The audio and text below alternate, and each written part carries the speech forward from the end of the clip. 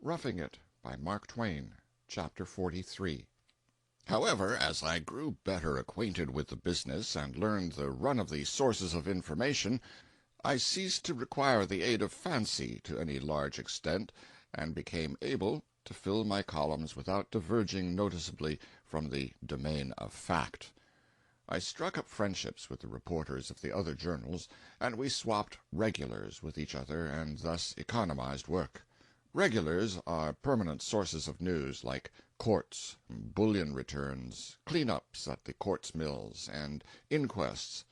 Inasmuch as everybody went armed, we had an inquest about every day, and so this department was naturally set down among the regulars. We had lively papers in those days. My great competitor among the reporters was Boggs of the Union. He was an excellent reporter. Once in 3 or 4 months he would get a little intoxicated, but as a general thing he was a wary and cautious drinker, although always ready to tamper a little with the enemy. He had the advantage of me in one thing: he could get the monthly public school report, and I could not, because the principal hated the enterprise. One snowy night when the report was due, I started out sadly, wondering how I was going to get it. Presently, a few steps up the almost deserted street, I stumbled on Boggs and asked him where he was going. "After the school report." "I'll go along with you." "No, sir, I'll excuse you." "Just as you say." A saloon-keeper's boy passed by with a steaming pitcher of hot punch, and Boggs snuffed the fragrance gratefully. He gazed fondly after the boy and saw him start up the Enterprise stairs. I said, "I wish you could help me get that school business, but since you can't, I must run up to the Union office and see if I can get them to let me have a proof of it after they have it set up, though I don't begin to suppose they will. Good night." "Hold on a minute. I don't mind getting the report and sitting around with the boys a little while you copy it, if you're willing to drop down to the principal's with me." "Now you talk like a rational being. Come along." We plowed a couple of blocks through the snow, got the report, and returned to our office. It was a short document and soon copied. Meantime Boggs helped himself to the punch. I gave the manuscript back to him, and we started out to get an inquest, for we had heard pistol-shots near by. We got the particulars with little loss of time, for it was only an inferior sort of bar-room murder, and of little interest to the public, and then we separated.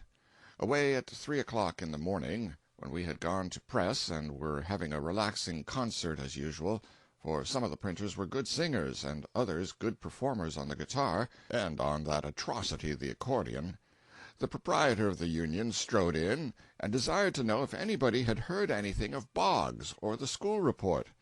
We stated the case, and all turned out to help hunt for the delinquent. We found him standing on a table in a saloon, with an old tin lantern in one hand and the school report in the other, haranguing a gang of intoxicated Cornish miners on the iniquity of squandering the public moneys on education, when hundreds and hundreds of honest, hard-working men are literally starving for whiskey. Riotous applause. He had been assisting in a regal spree with those parties for hours. We dragged him away and put him to bed.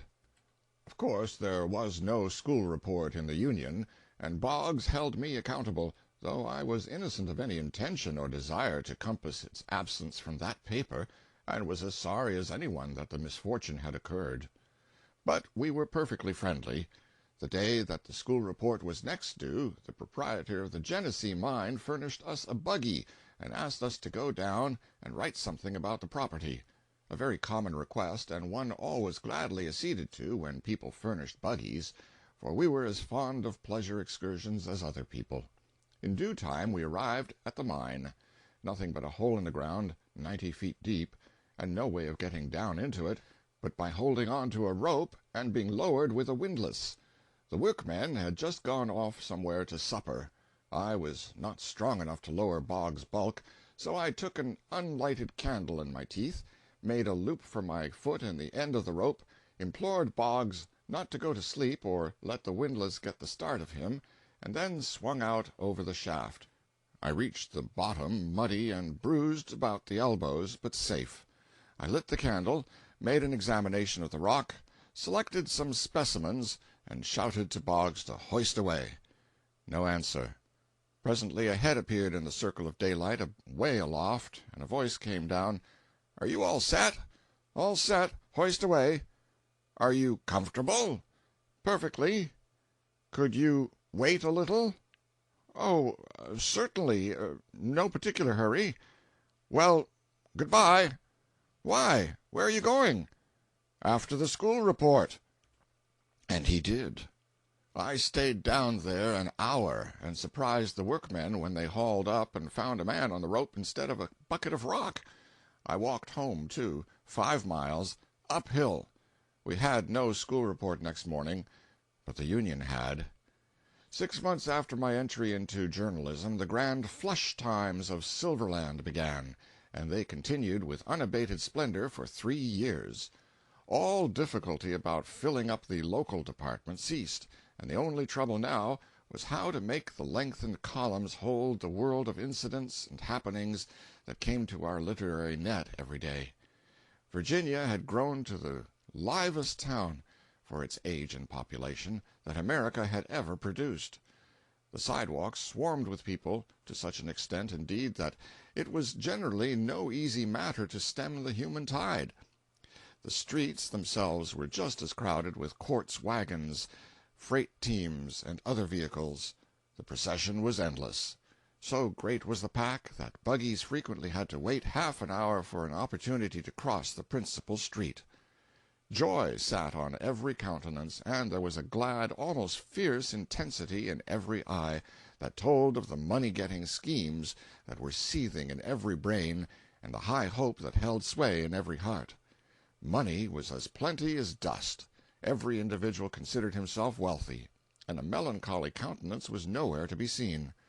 There were military companies, fire companies, brass bands, banks, hotels, theaters, hurdy-gurdy houses, wide-open gambling palaces, political powwows, civic processions, street fights, murders, inquests, riots, a whiskey mill every 15 steps, a board of aldermen, a mayor, a city surveyor, a city engineer, a chief of the fire department, with first, second, and third assistants, a chief of police, city marshal, and a large police force, 2 boards of mining brokers, a dozen breweries, and half a dozen jails and station houses in full operation, and some talk of building a church.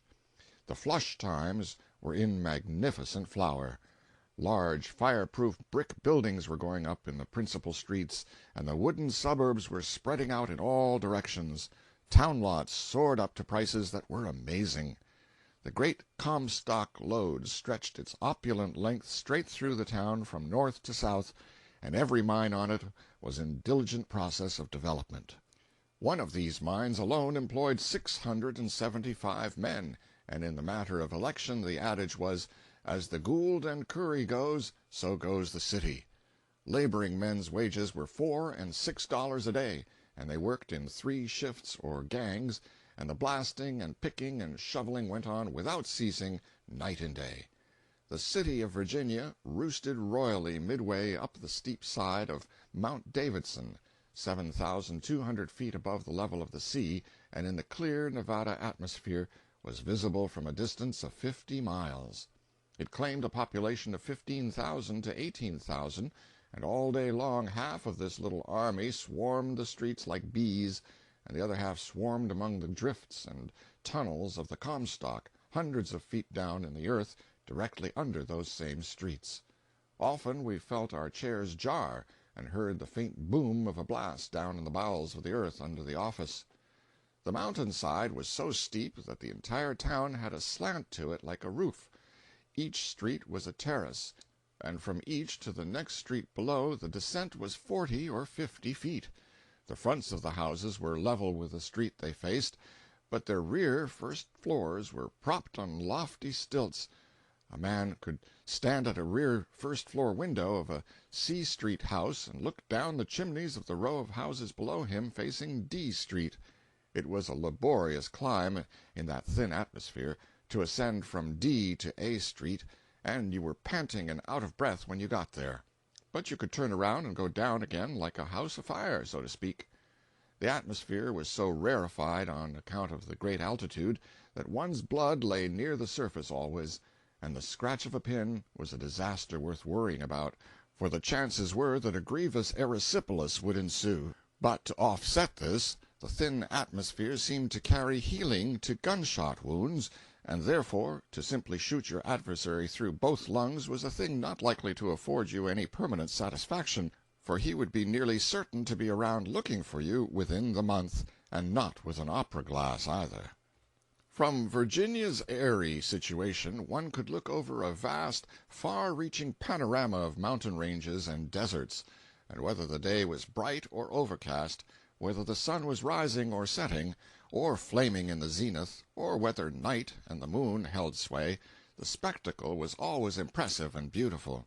Over your head Mount Davidson lifted its gray dome, and before and below you a rugged canyon clove the battlemented hills, making a somber gateway through which a soft-tinted desert was glimpsed, with a silver thread of a river winding through it, bordered with trees which many miles of distance diminished to a delicate fringe, and still further away the snowy mountains rose up and stretched their long barrier to the filmy horizon, far enough beyond a lake that burned in the desert like a fallen sun, though that itself lay 50 miles removed.